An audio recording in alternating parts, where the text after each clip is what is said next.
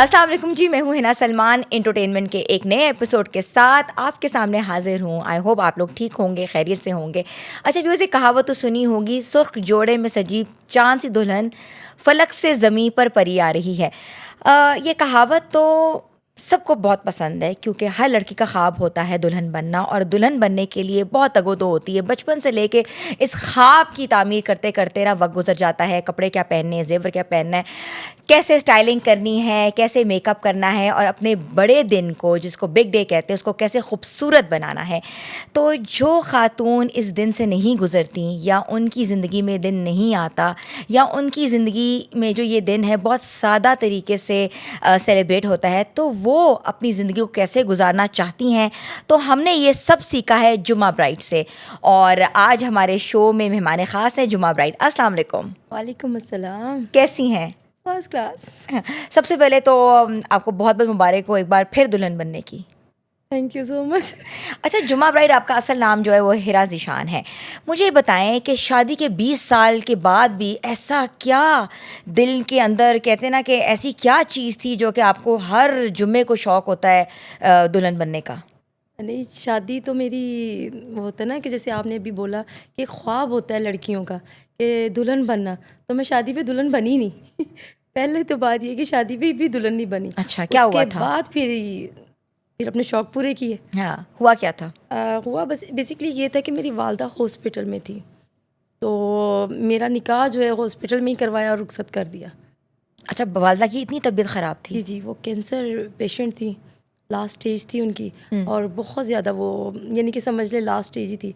तो मेरी एंगेजमेंट हुई भी थी, तो ज़ीशान साहब को वहाँ पे जब आए तो डॉक्टरों ने भी बोला कि जी अगर कुछ हो जाए तो माँ के लिए अच्छी बात है। तो आपके जो हस्बैंड है आपसे मिलने के लिए आए थे या आपकी मदर की तीमारदारी के लिए आए थे? जारी पते वो ब्लड देने आए थे। अच्छा, खून के बदले में बच्ची ले गए? हाँ जी, buy one get one free हो गया। हाँ। अच्छा। एक बोतल खून पे हाँ। जुम्मा ब्राइडल मिल गई। ऐसे तो भाई अभी एक बोतल खून में हमारे अस्पतालों के बाद रश लगना शुरू हो जाए, एक बोतल खून के बदले लड़की मिल जाएगी। नहीं नहीं, अभी तो करोड़ों की बात भी करें तो लड़की नहीं मिलती। हाँ। ये तो जुम्मा ब्राइडल थी, मिल गई। अच्छा। ये अच्छा। बहुत बड़ा जुआ था जब मिल गया हाँ। खेला उन्होंने। तो आपने मान लिया कि मैं सादगी से शादी कर लूंगी या निकाह कर लूंगी? हॉस्पिटल में निकाह हुआ था? बात है, मेरी वालदा की कंडीशन इतनी सीरियस थी कि बोलने की कोई गुंजाइश ही नहीं थी। वो कह रहे थे कि बस एक रात भी जो है वो बहुत मुश्किल है। अच्छा। कैंसर पेशेंट वो ऐसी थी कि उन्हें ब्लड बहुत ज़्यादा लग रहा था, तो वो ब्लड ही देने आए थे क्योंकि अच्छा। उनकी बहुत सीरियस हालत थी। तो उस पर उन्होंने कह रहे थे इनकी ब्लीडिंग रुक नहीं रही है, मसला क्या आ रहा है। तो ज़ाहिर बात है एक माँ के दिमाग में होता है कि मेरी बेटी है, अभी शादी भी नहीं हुई, 3 बहनें हम, तो अभी बच्चों की शादी भी नहीं आप हुई। कौन से नंबर पे थी? मैं दूसरे नंबर पे। अच्छा, दूसरे नंबर पे थी। हम 7 बहन भाई हैं और सातों ही अनमेरिड थे। एक ही बड़ी बाजी की शादी हुई थी। तो उनके दिमाग में डॉक्टर कहते थे कोई ना कोई तो परेशानी है इनको, कि आखिर ये क्यों इस तरह से दिल छोड़ के बैठी हैं। तो जब हमें देखती थी ना तो उनकी कंडीशन और ज़्यादा ख़राब हो जाती थी। तो बस वो मेरी एंगेजमेंट हुई भी थी, तो उन्होंने कहा चला अगर हुई भी है तो इसी बहाने कोई खुशी मिल जाए माँ को। और मेरे ख्याल से जब मेरा निकाह हुआ उसके 15 दिन फिर मेरी वालदा ज़िंदा रही हैं। अच्छा, इस तो मेरे ख्याल खुशी से में उनको ज़रा थोड़ा सा वो बहुत सुकून उन्हें मिला, सुकून आ गया होगा कि मेरी बेटी की, मैं ये चीज़ें नहीं सोचती कि मेरी ख्वाहिशें पूरी नहीं हुई। मैं ये सोचती कि मैंने अपनी माँ की ख्वाहिश पूरी की। उस पर अल्लाह ताला ने मुझे कहाँ से कहाँ ले आई हूँ। इतनी ब्राइडल बन चुकी हूँ, चाहे उस दिन नहीं बनी, लेकिन आज इतनी ब्राइडल बन चुकी हूँ कि मैं खुद थक गई हूँ अब। हाँ, कि आपको वो जो दिल में जो हसरत है वो नहीं रही अब। हाँ, मेरी बहुत ख्वाहिश थी कि मैं ब्राइडल बनूँ। हाँ। एक ऐसी ब्राइडल बनूँ। मेरी माँ, मैं अपनी माँ से ना ये बात करती थी कि मैंने ये लेना है, मैंने ये करना है, मैंने ऐसे करना है, मैंने अगर किसी फंक्शन पे जाना है ना तो ही ना मैंने झूमर ज़रूर लगाना है। अच्छा, वो शौक होता है ना, लड़कियों को बहुत शौक होता है। तो मेरे बाल बहुत ज़्यादा लंबे होते थे, तो मैं झूमर बड़ा, मेरी मम्मी कहती होती थी मसला क्या है, इस पे ज़रूर लगाना है, छोड़ दो। तो मैं कहती थी नहीं, झूमर तो लगा के जाना है, चाहे कज़न की शादी हो या किसी और की हो। अच्छा। झूमर तो लगाना है। लेकिन वही चीज़ जब मेरी अपनी शादी पे आई कि मैं एक सादगी में ही हॉस्पिटल से तो निकाह कैसे हुआ था? हॉस्पिटल के अंदर ही हुआ था? हाँ जी, और रुखसती भी हो गई? वहीं पे उन्होंने रुखसती की। उन्होंने और वलीमा भी नहीं हुआ उसके बाद? अच्छा, उसके 15 दिन बाद तो अम्मी की डेथ हो गई। अच्छा, तो ये सब हसरतें रह गई, आपके कोई इवेंट नहीं हुआ? सब हसरतें मेरी वहीं पे रह गई। तो 15 दिन के बाद जब मेरी वालदा की डेथ हो गई तो सारी बात है, फिर ये चीज़ें ख़त्म हो गई। और वालदा मेरी ऐसी थी जैसे मेरी एक बहुत क्लोज दोस्त है। 3 साल से मैं उनके साथ ना, उनकी सारे माओ से बेटियों का रिश्ता बहुत सेंसिटिव भी होता है। और बहुत आप ना किसी से मोहब्बत करते हैं ना, माँ हो बाप हो, लेकिन अटैचमेंट जब आपकी एक हॉस्पिटल में 3 साल से वो एडमिट है तो एक ही बच्चा उनके पास है, वो ज़्यादा क्लोज हो जाती है। आप ज़्यादा क्लोज थी। इतनी क्लोज हो गई कि मुझे यानी कि समझ ले कि मैं एक पेशेंट बन गई अपनी माँ के जाने के बाद। बहुत ज़्यादा मैं समझ लें बीमार हो गई कि मेरी वालदा की डेथ हो गई। लेकिन ये कि मेरे हस्बैंड बहुत अच्छे थे, वो कहते थे इसको शौक है, और मुझे वाकई में शादी के बाद भी बड़ा शौक था। तो 20 साल की आपकी शादी है, आपने 3 साल पहले ब्राइड बनना शुरू कर दिया, नहीं, तो नहीं। पिछले 17 साल में आपने क्या किया था? मैंने 17, वही आपको बताना चाह रही हूँ कि इन दौरान में ना यानी कि कुछ अर्सा मेरे हस्बैंड बाहर चले गए, बाहर से आ गए, लेकिन वो तकलीफ़ मेरी बढ़ती गई अंदर अंदर कि डॉक्टर कहते ठीक नहीं हो रही। लेकिन कुछ अर्सा पहले यानी कि आज समझ लें 6-7 साल पहले मेरे पहले बेटी की डेथ हुई, फिर वही कंडीशन मेरी शुरू हो गई। वो सदमे यानी कि वो कह रहे थे जिसमें से निकल आई हैं, फिर मैं उसी में चली गई कि ज़ाहिर बात है पहले माँ का था, लेकिन मैं ठीक हुई, मेरे हस्बैंड ने किया, बाहर वो सेटल थे, तो बड़ा अच्छा हमारा सेटल चल रहा था। बच्चे आपके थे हस्बैंड शुरू से बाहर सेटल थे? नहीं, यहीं पे थे, लेकिन वो बाहर यूके में चले गए 7 साल पहले? हाँ जी, नहीं 7 साल नहीं, 10 साल पहले। 10 साल पहले मैं ठीक हो गई, ठीक करके वो मुझे गए कि भी बेहतर हो गई है। लेकिन जब वो बाहर से आए तो मेरे घर बेटी पैदा हुई, उसकी डेथ हो गई। वो अटैक हो गया मुझे बड़ा सख्त किस्म का कि ये फौतगी वाले सीन मैं नहीं देख सकती अपने ज़्यादा अजीज़ के वालदा। उसके फिर कुछ अरसे के बाद मेरी बेटी की डेथ हो गई। अच्छा। नेक्स्ट पे वो मैं और ज़्यादा। तो आपके टोटल अब कितने बच्चे हैं? मेरे माशाल्लाह 3 बेटे और 1 बेटी। 4 बच्चे हैं अब? जी। अच्छा, पहले डेथ हो गई 2 बच्चों की। 20 साल हो गए मेरी शादी को। अच्छा। तो मैं इस तरह से बीमार हो गई कि डॉक्टरों ने मुझे बोला कि ये ठीक नहीं हो पा तो रहा। आपने डॉक्टर को बताया कि मैं ब्राइड बनना चाहती हूँ? नहीं, मैं उन्हें नहीं बोला। हाँ। उन्होंने बोला इनको ऐसे करें कि इनका दिमाग टोटली बंद हो चुका है, क्योंकि मैं अपने बेटे की कब्र पे बैठी रहती थी कि मैं निकल नहीं पा रही थी भाई, और टैबलेट्स भी कुछ दिमाग की खाती थी। उन्होंने कहा ये कुछ ऐसा करें कि ये ज़रा थोड़ी सी इस चीज़ से बाहर आए। कि ये किसने फिगर आउट किया कि आपको ब्राइड बनने से खुशी मिलती है? ब्राइडल नहीं बनाया, वो कह रहे थे मैंने वापस भी जाना है, ये भी बीमार हो चुकी, डॉक्टर भी जवाब दे रहे हैं, तो मैं करूँ क्या? तब टिकटॉक भी नहीं आता था, दुनिया को कैसे पता चलना था कि भी कोई लड़की है ऐसी कि जो ब्राइडल बन रही है या कुछ बन रही है। तो उन्होंने कहा कि मैं इसको एडमिट नहीं करवाऊंगा, आप मुझे बताएं कि मैं किस तरह इसको बिजी करूं।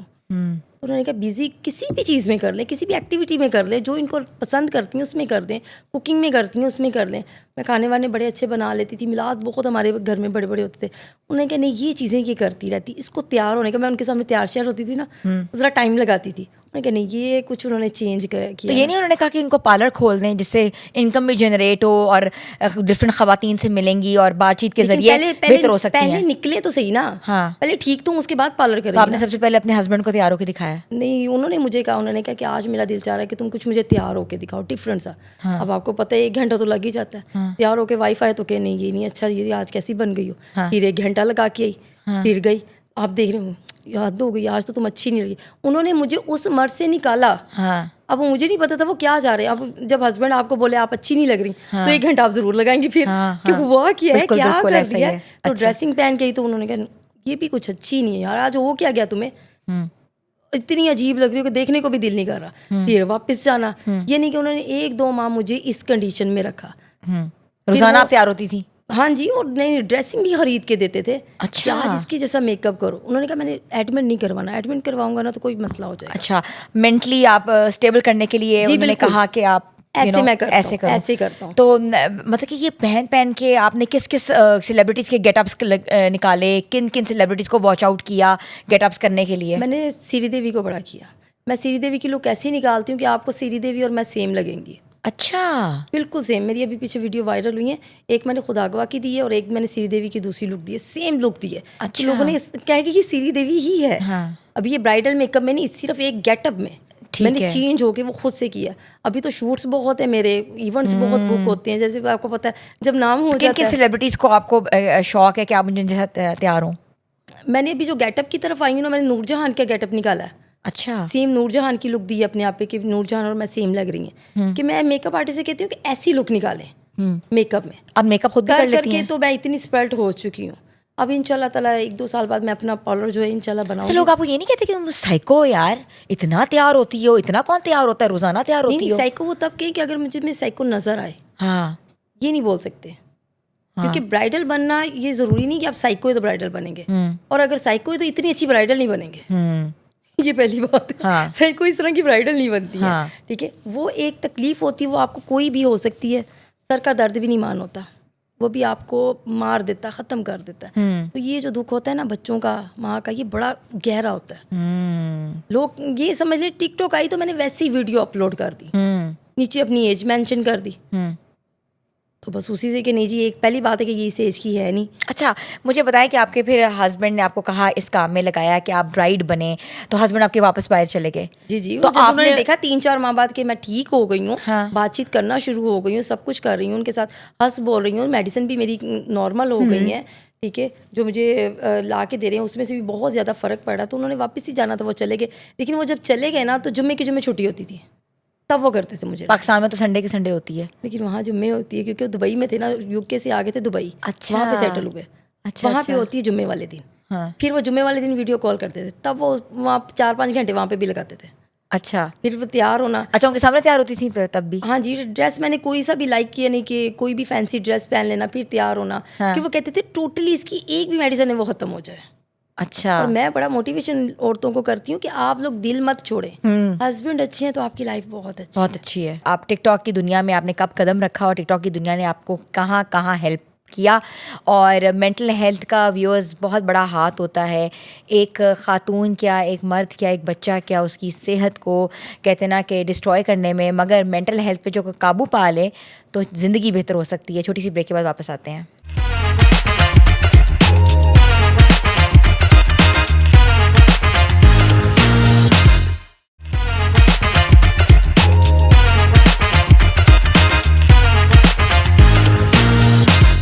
आपको एक बार फिर से हम खुशामदीद कहते हैं व्यूअर्स। आज हमारी जो मेहमान ख़ास हैं वो जुमा ब्राइड है, जिनका नाम है हिरा ज़ीशान।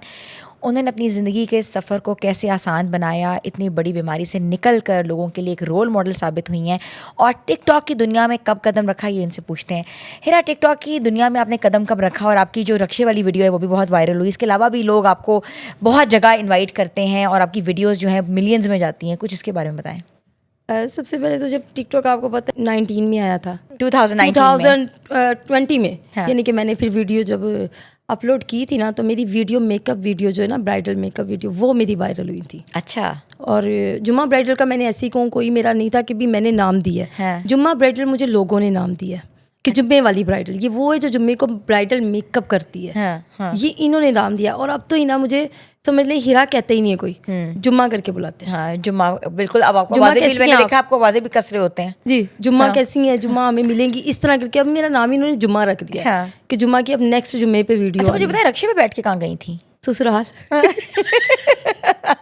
अच्छा, अच्छा, रक्शे बैठ के गई ससुराल। सही बात है, अब रिक्शे में जाना तो जिसकी होगी, चाहे वो रिक्शे में ले जाए या पालकी में ले जाए, हाँ। जाना तो है ही, ना तो हो नहीं तो सकती थी। रिक्शा ट्रेंड भी आपका बहुत कॉमन हुआ? बहुत ज़्यादा, यानी कि लड़कियां ब्राइडल बनी, उनको मैंने वहाँ से बड़ी अच्छे से, एक समझ लें इवेंट में ना, जैसे कि पालकियाँ बनी होती हैं, इस तरह रिक्शा तैयार होना शुरू हो गया, हाँ। कि जुम्मा आएगी, हम लोगों ने बुकिंग करना शुरू हो गए कि आप आएंगी, और वो रिक्शा हमने तैयार करवाया हुआ है, और आप मेहंदी उनको वाले रुखसत दिन। करेंगी? जी बिल्कुल। अच्छा। लड़की और मैं दोनों रिक्शे में बैठे हुए हैं। हाँ। फिर मैंने उसको हाथ से पकड़ा और नीचे मेहंदी में लेके अच्छा, गई। आपने ये काम अपने लिए शुरू किया और ऑटोमेटिकली आपको इतना बूस्ट मिल गया, तो आपके हस्बैंड ने कहा ये सिर्फ मेरे लिए तुम तैयार हो, तुम क्या लोगों के लिए तैयार हो रही हो, तुम मेरी हो? क्योंकि लोग तो बहुत पॉजेसिव होते हैं अपनी बीवियों के बारे में। जी बिल्कुल होते हैं, लेकिन वो कहते हैं मरना नहीं, उस वाली लाइफ में वापस नहीं जाना। हाँ। बिजी रहो, सामने रहो, बच्चों के सर पे सलामत रहो।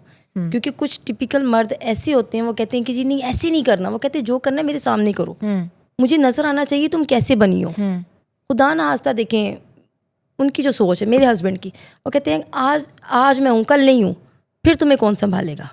आजकल के वक्त में कोई नहीं संभालता, बहन भाई हो जाए, ससुराल, कोई भी नहीं। तो हस्बैंड ने उन्होंने कहा जो होना है मेरे सामने, अगर मैं तुम्हारे पीछे हूँ तो मैं तुम्हें स्टैंड करूँगा और इस लेवल पे लेके आऊँगा कि मैं ज़िंदगी में रहूँ या ना रहूँ, तुम्हें किसी के आगे झुकने की ज़रूरत नहीं है। और मैंने उनका मान भी बहुत रखा है। आज तक मेरी कोई भी आप वीडियोस देख लें, कोई ऐसी टिकटॉक, ये नहीं है कि टिकटॉक पे आप गलत वीडियो ही डालेंगे तो आप बहुत ज़्यादा दुनिया में नाम बना सकते हैं। जी हाँ जी, आप मेरी टिकटॉक खोल के देख लें, मेरी फैमिली के साथ है टोटली, और ब्राइडल के ऊपर ही है। अच्छा, लोग कमेंट्स भी बड़े डिफरेंट दे रहे होते हैं, मेरे से कमेंट्स आ रहे होते हैं। नहीं, मेरे कमेंट्स पढ़ के देखिए, ओपन है, इतना लाइक करते हैं। लेकिन आपके हस्बैंड वो नहीं होते, बिल्कुल इनसिक्योर नहीं होते? नहीं, कभी नहीं, और मैं होने भी नहीं दूंगी। मेरा जितना टाइम आप है उससे डबल मेरे हस्बैंड के लिए है। आज अगर मेरे हस्बैंड ये बोले ना कि मीडिया बंद कर दो, आप दूसरे दिन मुझे मीडिया पे नहीं देखेंगे, क्योंकि फर्स्ट प्रायोरिटी मेरी जो है मेरे जो पर्सनल लाइफ है हस्बैंड की और बच्चों की है, मुझे इनसे कुछ लेना देना नहीं है। ये एक नाम बन गया, एक शोहरत मिल गई। ये नहीं होता कि आपको शोहरत मिल जाए तो आप अपना आप भूल जाएं। ये नहीं अच्छा, होना आपकी कौन सी सबसे ज्यादा वीडियो वायरल हुई है जिसमें बहुत ज्यादा मिलियंस में व्यूज हैं? सबसे अच्छी वीडियो कौन सी है मेरी आपकी? अभी तक तो बहुत मिलियंस पे जा चुकी हैं, लेकिन अभी पीछे मैं बताऊंगी, ये जो छोटी इतनी गुजर के गई तब ही ना मैं बीमार हो गई, काफ़ी बीमार हो गई, मुझे किडनी प्रॉब्लम हो गई। तो मैंने कोई वीडियो अपलोड नहीं की, कुछ नहीं किया। हाँ। मेरे वाले साहब हैं वो बीमार हुए हैं, वो आए थे गाँव से, तो बड़ी सिस्टर की तरफ उन्होंने स्टे किया हुआ था, तो उन्होंने कहा वो नहीं आएगी। तो बड़ी सिस्टर ने कहा नहीं, उसने नहीं आना क्योंकि उसको बहुत तकलीफ है, उठ नहीं पा रही है। तो ईद के तीसरे दिन मैं अपने वाले साहब को मिलने गई। तो मैंने वहाँ पे ना वैसे ही अपने बेटे को बोला, उन्होंने कहा ये तो आज नाना अब्बू को मिलेंगी ना, तो आज तो आपको बड़ी डांट पड़नी है, तो हम लोगों ने देखना है। अच्छा, वो वीडियो जब बनी ना, तो मेरे वाले साहब का एकदम से मुझे देखना और मेरे वाले साहब से मिलके रोना कि मैं जब बीमार होती हूँ तो मैं इतनी बीमार हो जाती हूँ कि मुझे समझ नहीं आती कि क्या हो गया। तो ये अल्लाह की तरफ से कि अल्लाह ताला ने एक करम किया हुआ है। तो आप यकीन मानो वो वीडियो मेरी 30 मिलियन पे चली गई। 30 मिलियन पे? जी जी, अभी भी टिकटॉक के ऊपर है। और मेरे वाले साहब के बड़े इंटरव्यू है। अच्छा। मेरे वाले साहब ऐसे हो कि मैं तो कहीं बाहर नहीं निकल सकता। हाँ। मैं चाहता हूँ वहाँ पे लोग इकट्ठे हो जाते हैं। हाँ। कि बाबा जी आप। फिर उसके बाद मैंने अपने वाले साहब के साथ वीडियो बनाना शुरू कर दी। वो बड़े एजिड हैं, 80+ हैं वो। तो उनके साथ वो बीमार हो गए थे, बड़ी मैंने उनकी हिदमत की कि मेरे वाले साहब को कुछ हो ना। तो आपको बताया कि टिकटॉक ऐप ऐसी नहीं है कि आप उस पर गलत काम करें, अच्छे करें, लोग उस पर भी लाइक करते हैं। आपके बच्चे भी बहुत वायरल हैं टिकटॉक पे? मेरा बड़ा बेटा भी बहुत वायरल है। अभी उसके पीछे एक हफ्ता पहले 10 मिलियन पे वीडियो गई है। वो क्या करते हैं? वो पढ़ता है, ICS कर रहा है वो। अच्छा, ICS कंप्लीट कर रहा है, अब यूनिवर्सिटी कौन सा में जाएगा। कंटेंट इसमें ऐड करते हैं? मेरे साथ ही कॉमेडी हो गया, कोई भी हम बनाए अच्छे वाला बनाते हैं हम, कोई नहीं। और मैंने आज तक कभी किसी यानी कि जेंट्स के साथ वीडियो नहीं बनाई। मेल के साथ आप avoid बिल्कुल नहीं करती कि मेरे हैं? हस्बैंड कहें कि भाई आप ये क्या कह रही हैं, या मेरे ससुराल में किसी को या मेरे बच्चों को हो कि मम्मा ये आप क्या कर रही हैं। नहीं, ऐसा कुछ नहीं। ब्राइडल बनना कोई गुनाह नहीं है। मैं एक मेकअप करती हूँ या ब्राइडल बन के दिखाती हूँ, बस। इसके अलावा मेरा कोई नहीं होता। तो लोग तो आपसे सेल्फीज खिंचवाते होंगे, आपके साथ खींचते होंगे, तो आप वो कैसे अवॉइड करती हैं? आप सोच नहीं सकते कि जब हमारा इवेंट्स होते हैं ना बहुत बड़े, जिसमें सिर्फ मेकअप क्लासेस होती हैं, मेरा काम होता है लेडीज़ के साथ। आप जेंट्स के साथ काम नहीं करती? Not at all. मेरा ये नहीं कि समझ लें कोई किसी ने मुझे ऑफर भी करवाई है ना कि आप इस शो में आएँ, नहीं, मैं कहीं नहीं जाती।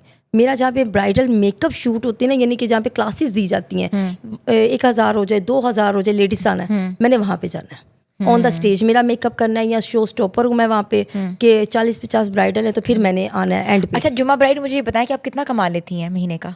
वाह, मुझ पे फिर भी टैक्स होता है लगवाएं। ना, एक नॉर्मल होता है कितना किसी कमा को लेती नहीं हैं? पता तो आप वो मुझ हाँ। पे पढ़वा नहीं, नहीं। सीधा जुम्मा ब्राइडल हाथ पे चढ़ जाए सबके। फिर भी होता है ना, कितना कमा लेती हैं? अल्हम्दुलिल्लाह काफ़ी अच्छा कमा लेती हूँ। शूट्स बहुत होते हैं मेरे, आउट ऑफ सिटी के लाखों बहुत। में चले जाता है, लाखों में काम?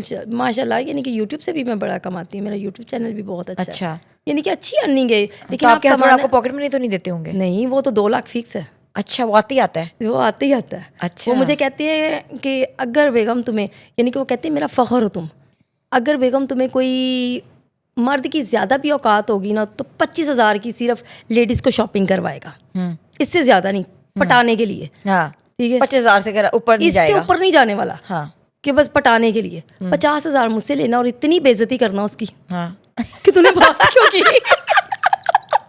और इस फील्ड में सारी बातें बड़ी ऑफर्स होती हैं। सही बात है। मैंने अपने हस्बैंड को बताया, मैं कोई भी अपना जो आईडी से ना मैं नहीं देखती, मेरे हस्बैंड देखते हैं, मेरी टीम देखती है। जो भी मैसेज आए, रिश्ते भी आ रहे होते हैं मेरे वहाँ पे। अच्छा। हाँ, अमेरिका से आया डॉक्टर था, तो मेरे हस्बैंड ने उसको जवाब दिया, जी उसकी वालदा बात कर रही हैं कि मेरे बेटे को तो बहुत क्रेज है, आप मुझे हमें ये ड्रेस वगैरह बताया, हम लोगों ने इनके घर जाना। हाँ। मेरे हस्बैंड कहते हैं बस आप जाके हिस्ट्री देखे बाद में घर जाइएगा। हाँ। तो ये चीज़ें आती रहती हैं सामने। अच्छा। बट ये कि मेरे हस्बैंड जो है बड़े अच्छे तरीके से हैंडल करते हैं। अच्छा, टिकटॉक में जो वीडियो होती है खुद वायरल हो जाती है कि आप पैसे लगाते हैं वायरल करने के लिए? कुछ भी नहीं, टिकटॉक एक ऐसा प्लेटफॉर्म है, ऑडिशन कह लें जैसे। पहले हम लोग जाते थे ऑडिशन देने, लाइन लगती थी। अब टिकटॉक ने एक ऐसा प्लेटफॉर्म बनाया हुआ, उसको यूज़ आपने करना है। देखिए वहाँ पे मौलवी भी बैठे हुए हैं, नात खान भी बैठे हुए हैं, ठीक है, वहाँ पे खुतबे भी दिए जाते हैं। जो आपने लाइन पसंद करनी है आप उसमें चले जाएं। बहुत सी लेडीज़ अपनी कुकिंग का दिखाती हैं, बहुत से लोग अपनी अलग अलग एक्टिविटीज़ दिखाते हैं। आप कभी टिकटॉक लाइव पे बैठी हैं? नहीं अभी तक तो नहीं बैठी, मैं 5 दिन पहले मैंने देखा था, लेकिन उसके बाद मुझे टाइम ही नहीं लगा। बट आप बैठना चाहती हैं? नहीं बैठना, मैंने मुझे टाइम लगेगा तो मैं अभी पॉलर नहीं बना पाई अपना। हाँ कि मैं पॉलर जुम्मा के नाम पे पॉलर बना लूँ। अभी वो टाइम लाइफ नहीं में लगा। मैंने देखा बड़ी अजीब सी चीज़ें होती हैं, लोग आपसे अलग अलग किस्म की डिमांड्स कर रहे होते हैं। मैंने आपको बोला है कि हर चीज़ डिपेंड करती है आप पे। आप देख लें जुम्मा ब्राइडल 3 साल से वायरल है, आज तक टिकटॉक पे मेरी वीडियो कोई ऐसी अपलोड नहीं हुई, यानी कि कोई जेंट्स के साथ। आप खुद देखो, आप फैमिली में हो, अगर आप ये प्लेटफॉर्म यूज़ भी कर रहे हो तो अच्छे तरीके से करो। अब जो मनाइल मलिक का इशू चल रहा है वो तो बहुत आगे है, बहुत आगे है कि वो फैमिली से बाहर है। तो इसके ऊपर बात करना या छेड़ना, मेरा तो ख्याल है कि इस टॉपिक को ही हमें बंद कर देना चाहिए। वो खुद उसको देखना चाहिए। को जब खोलो तो वीडियो आ रही है, जब खोलो हर बंदा उसके बारे में बोल रहा है। आप एक बात याद रखिएगा, जो रील्स आप देखेंगे वही चलेगी। आप मनाइल मलिक की कोई भी है उसकी वीडियो देखें, फिर आगे भी से भी बोलेंगे, आगे से भी बोलेंगे, चाहे वो यूट्यूब है, आपने जो देखना वही उन्होंने दिखाते रहना। आप उससे चेंज होकर कोई और वीडियो लगाएं, एक और वीडियो लगाएं, सॉन्ग ही लगाएं। फिर अच्छा, मैंने सुना है कि काफ़ी टिकटॉकर्स को FIA की तरफ से नोटिस भी आए हैं कि ये वीडियोस के ऊपर कोई तबसरा ना करें, कोई कमेंट ना करें, कोई चीज़ लोड ना करें। हाँ जी बिल्कुल गए हैं, लेकिन वो जाके वहाँ पे पूरा कर लेते हैं। ज़ाहिर बात है भी, देखें बात आती है कि जो चीज़ सामने वो अगर ये बात कहें जी मनाइल मलिक की इज़्ज़त की बात है, तो इज़्ज़त तो नीलाम हो चुकी, लोगों को तो ज़ुबानें उसने खुद दे दी हैं। एक के लिए ऊपर एप्लीकेशन दे देगी, 10 के ऊपर दे देगी, पूरी दुनिया पे तो दे नहीं सकती। ठीक है ना। अगर अपने ही आईडी पे वो अपलोड करती है तो 9 मिलियन तो उसके फॉलोअर्स हैं, तो ज़ाहिर बात है उसी मैंने सुना ये 3-4 दिनों में 3 मिलियन और बढ़ गए जी। ये भी लोगों का काम है। लोग अच्छा लोग भी पता है क्यों उठा रहे हैं ज़्यादा बात, फॉलोअर्स के लिए। वो भी इसी वजह से बात कर रहे हैं, नहीं तो मनाइल मलिक का कोई इशू खड़ा करे ही ना। वो उन्हें पता है कि वो फेमस है। अगर कोई आम बंदी हो, नई वायरल हुई हो, ठीक है, कोई ज्यादा उसकी 3-4 हज़ार लोग हों, हाँ जी, बस उसको पूछे भी ना वो क्या कर रही है। वो भी मनाइल मलिक को लेके बातें कर रहे कि हमारे उनको भी प्रमोशन मिले। बेस अगर देखा जाए ना तो बेसिकली बात यही है कि फॉलोअर्स बढ़ाने के लिए वो ये सब बातें कर रहे हैं। वैसे टिकटॉक की दुनिया भी एक अलग सी दुनिया है। ये टिकटॉक का नाम एक अलग है। नहीं तो फेसबुक को भी लेना बीच में, फेसबुक पे भी तो यही है, उस पर क्या डिफरेंट चीज़ है। यूट्यूब पे भी यही है, शॉर्ट वीडियो जो उधर डालते हैं, इंस्टाग्राम भी यही है। जो चीज़ें आप टिकटॉक पे अपलोड कर रहे हैं वही आप इधर भी अपलोड कर रहे हैं, हर चीज़ पे।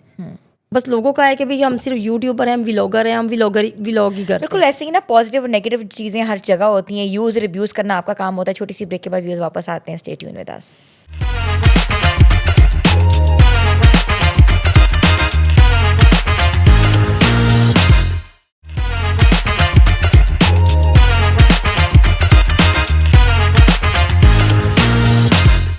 Welcome back viewers.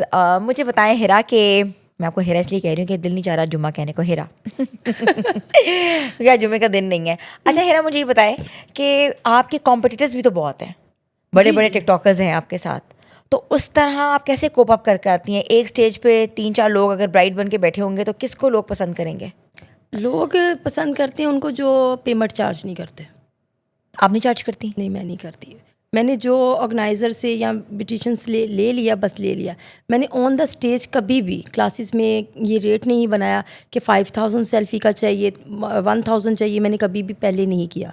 ये लोग करते हैं। तो इसमें कौन कौन से लोग शामिल हैं? बहुत सारे हैं, जैसे कि डोली हो गई, नादिया हुसैन हो गई, ठीक है, और भी बहुत सी हैं कि जब वो स्टेज पे आती है उन्होंने पहले कहा होता है कि सेल्फ़ी के, वो अनाउंसमेंट भी चल रही होती है कि भाई नादिया हुसैन के साथ या डोली के साथ सेल्फ़ी लेनी है, 2000 दिया जाएगा, ये दिया जाएगा। फिर नादिया हुसैन कितना लेती है? वो भी 1000, या उनकी प्रोडक्ट जो लगी होती है जी, वो प्रोडक्ट ले, फिर मैं सेल्फ़ी दूंगी। अच्छा, वो लेना ज़रूरी है? वो ज़ाहिर बात है, उनकी अपनी डिमांड्स होती हैं। अच्छा, और डॉली जी क्या लेती है? उनकी भी 1000 हो गया। एक थोड़ी सेल्फ़ी ले रहा है, वहाँ पे जितनी भी कम से कम 1000 की गैदरिंग होती है, तो उनकी अपनी डिमांड्स होती है, उन्होंने बताई होती हैं कि भाई सेल्फ़ी हम ऐसे देंगे, वीडियोस के अलग से चार्जेस होते हैं। मैं जितनी भी लेडीज़ हैं सुन भी रही होंगी, देख भी रही होंगी कि आज तक कभी भी जितना मैं इवेंट्स कर चुकी हूँ, क्लासेस में जा चुकी हूँ, मैंने आज तक ये नहीं कहा कि भाई मैं वहाँ पे जाके लेडीज़ से चार्ज करूँगी, या जितनी सेल्फ़ी होंगी मैं आपको बता दूँगी कि 10 हो गई हैं, 20 हो गई हैं, 15 हो गई हैं, 50 पे चलेगी। उन्होंने काउंट की होती हैं उनके साथ जो होते हैं कि ये इनकी कोई 25-30 सेल्फियाँ हो चुकी हैं, पेमेंट निकालें। अच्छा, पेमेंट ऑर्गेनाइजर देते हैं? जी, उन्होंने बता दें इतनी सेल्फी आप दी हैं आप लोगों ने उनसे, वो फिर उनसे लेते हैं, ऑर्गेनाइजर उनसे लेते हैं जो पिक्चर्स देते हैं। अच्छा, उनको भी पता होता है कि भी हमने पिक्चर लेनी है। तो अब देखिए एक स्टेज पे आप खड़ी हो, मैं खड़ी हूँ, मेरा भी वही मुकाम है, आपका भी वही मुकाम है। एक तरफ चार्ज किया जा रहा है, एक तरफ नहीं चार्ज किया जा रहा, तो फिर आप किधर जाएंगे? हमने कहना 1000 जो। अच्छा, पिछले दिनों डॉली जी की भी एक वीडियो वायरल हुई थी, वो उसी इशू पे एसके ने की हुई थी कि डॉली तुम्हारे पास टाइम नहीं है मेरा फ़ोन उठाने के लिए, लेकिन अब तुमने फ़ौरन मुझे कह दिया है कि मैं तुमसे मिलूंगी या बात करूंगी। वो क्या मसला था? नहीं, उसके मसले में नहीं मैं जानती। अच्छा, उसके किसी मसले को नहीं मैं जानती, क्योंकि मेरे पास अपनी लाइफ में इतनी मैं बिजी होती हूँ कि मुझे मनाइल का भी बताया गया है। वो अच्छा, भी बताया गया मैं ये 3-4 दिन पहले वहाँ पे थी, VIP गेस्ट थी, वहाँ पे गई थी, तो मुझे वहाँ पे पता चला। अच्छा, इवन मैं अपनी ही वीडियो बनाती अपलोड करती, मुझे नहीं पता होता किसका क्या हो रहा है। अच्छा, सबसे ज़्यादा जो हैवी कपड़ों में ब्राइड कौन बनती है? डॉली जी बनती हैं, आप बनती हैं, नादिया हुसैन साहिबा बनवाती हैं या बनती हैं? मैं नादिया हुसैन की मेरे ख्याल से आई थिंक 4 से 5 दफ़ा उनकी ब्राइडल बन चुकी हूँ। अच्छा, और डॉली जी की? नहीं, डोली की तो डॉली नहीं तो बनी, खुद बनती है। डोली तो खुद बनती है। वो जैसे कि मैं बनती वैसे वो बनती है। नादिया हुसैन मेकअप आर्टिस्ट, वो हमें बनाती है, अच्छा, मेकअप करती हैं वो हमारा, ठीक है। और डोली जो है, एक तरफ अगर वो ब्राइडल बन के गई है तो दूसरी तरफ मैं। 3-4 मेरे इवेंट्स हुए हैं डोली के साथ। वो अगर वहाँ पे VIP गेस्ट, कैसा लगा स्टेज शेयर करना? नहीं, मुझे कोई फ़र्क नहीं पड़ता। इनको फ़र्क पड़ता और मुझे नहीं फ़र्क पड़ता। मेरे पास कोई आए ना आए मुझे वो भी फ़र्क नहीं पड़ता, कि मैंने कहा जितना मैं अपने रब से चाहती थी वो उतना मिल गया। एक हाउसवाइफ एक सेलिब्रिटी की तरफ बन गई, ठीक है, जो एक हाउसवाइफ कभी सोच भी नहीं सकती थी कि जी लोग आएंगे, सेल्फी लेंगे, मुझे देखने के लिए लोग टाइम लेंगे, लोग, या मैं चार्ज करूँगी, ऐसा कुछ भी मेरे माइंड में नहीं था। मैं उसी माइंड को लेके चलती हूँ। मैं सब लेडीज़ के साथ इसी तरह प्यार करती हूँ। अच्छा, एक इवेंट का आप कितना चार्ज कर रही हैं आजकल? जो आपके व्यूअर्स देख रहे हैं, जो आपको बुलाना चाह रहे हैं वेडिंग्स में या फंक्शंस में, तो आप कितना चार्ज करेंगी उनसे? नहीं, मैं किसी वेडिंग वगैरह में नहीं जाती, मैं सिर्फ ब्राइडल शूट पार्लर्स के करती हूँ। इवेंट्स जो होते हैं, जो मेकअप क्लासेस होती हैं, ऑन द स्टेज मेकअप मेरा होना हो या शो स्टॉपर हो, तो मैं वहाँ पे जाती हूँ। शादियाँ नहीं करती? शादी वगैरह किसी पे भी, अगर उन्होंने कोई शादी की एंट्री करवानी हो ब्राइडल की, तो वहाँ पे बुलवा लें, तो वहाँ पे बस चले गए। इसके अलावा कभी भी किसी आप कितना इवेंट का चार्ज कर रही हैं? अच्छा चार्ज कर लेती हूँ। नहीं, फिर भी ना, क्योंकि उनकी अपनी टिकट्स लगी होती है ना वहाँ पे। उन्होंने देखे 3000 एक टिकट लगाई होती है कि जी ये 1.5 से 2 लाख ले लेती हैं। अब वो यानी कि वो करते हैं कि जी हम लोगों ने टिकट लगाई 3000, हम पूछ लेते हैं कितनी टिकट है, गैदरिंग कितनी है, फिर उसके अकॉर्डिंग हम जो भी कंप्रोमाइज़ हो हम कर लेते हैं कि भाई ठीक है, कर लेते हैं। अब कल मैंने जैसे कि फैसलाबाद जाना है, वहाँ मेरा और मोमन राना का है।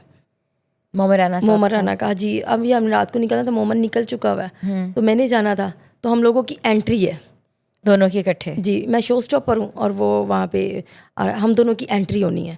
मैंने ब्राइड बनना है, स्पॉन्सर है हमारे पीछे, स्पॉन्सर और वो ग्रूम है। मैं स्पॉन्सर अलग देते हैं, हमें मेकअप आर्टिस्ट अलग देते हैं।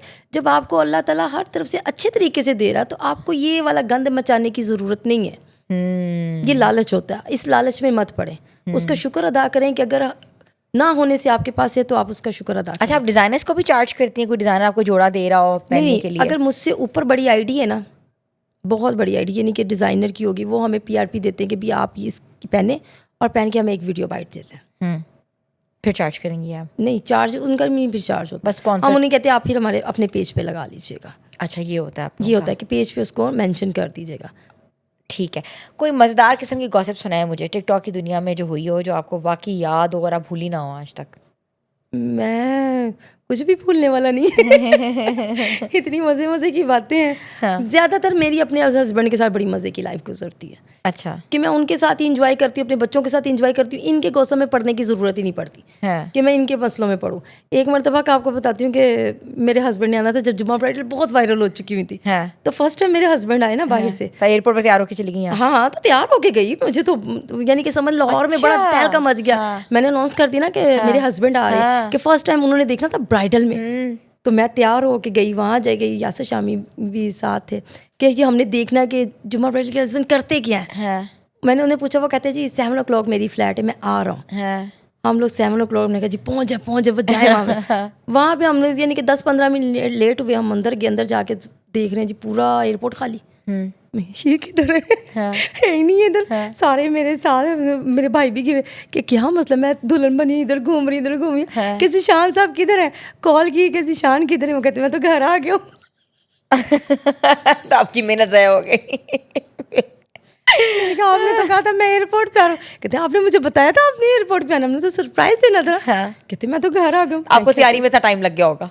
नहीं नहीं बिल्कुल टाइम पे पहुंचे, लेकिन उनकी फ्लाइट जल्दी आ गई ना। तो उन्हें तो पता है इन्होंने आना नहीं है, मैंने चले जाना है। तो हम लोग एक प्लान करके गए कि इनकी फ्लाइट का टाइम ये है, तो हम पहुंच जाए वहाँ पे, जरा दिखाएं कि ब्राइडल आई है, क्या इनके फेस इंप्रेशन है, हम लोग वहाँ पे नोटिस करेंगे। अच्छा, वहाँ गए तो एयरपोर्ट ही खाली। अच्छा, वेडिंग एनिवर्सरी पे कैसे तैयार होती हैं?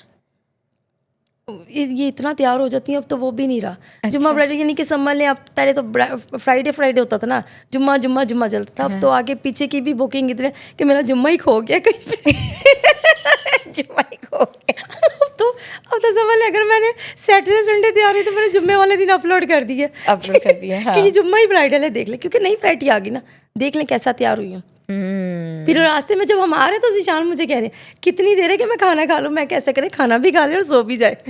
टाइम लगेगा मुझे। क्यों नहीं, टाइम नहीं लगेगा कि सब्र कर ले, मेरे साथ सारे चैनल वाले आपको देखने के लिए आ रहे और आप ये कह रहे हैं कि जी खाना भी खा लो और सो भी जाओ। बहुत अच्छा लगा आपसे मिलके, आपसे बात करके। और व्यूअर्स, ख़ातून जो होती है ना, वो घर का एक सरमाया होती है, और ख़ातून ही है जो घर को आगे लेके चलती है। और अगर उन ख़ातून, उन ख़वातीन पर आप कहते हैं ना कि एतमाद करें, तो वो कभी भी कोई ऐसा काम नहीं करेंगी, कभी भी आपको मायूस नहीं होने देंगी।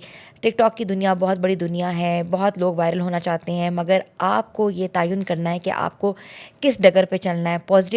पॉजिटिविटी फैलानी है या नेगेटिविटी के साथ ज़िंदगी जीनी है। ये आज हमने सीखा हिरा ज़ीशान से। एक नए एपिसोड के साथ फिर हाजिर होंगे। Stay tune with us.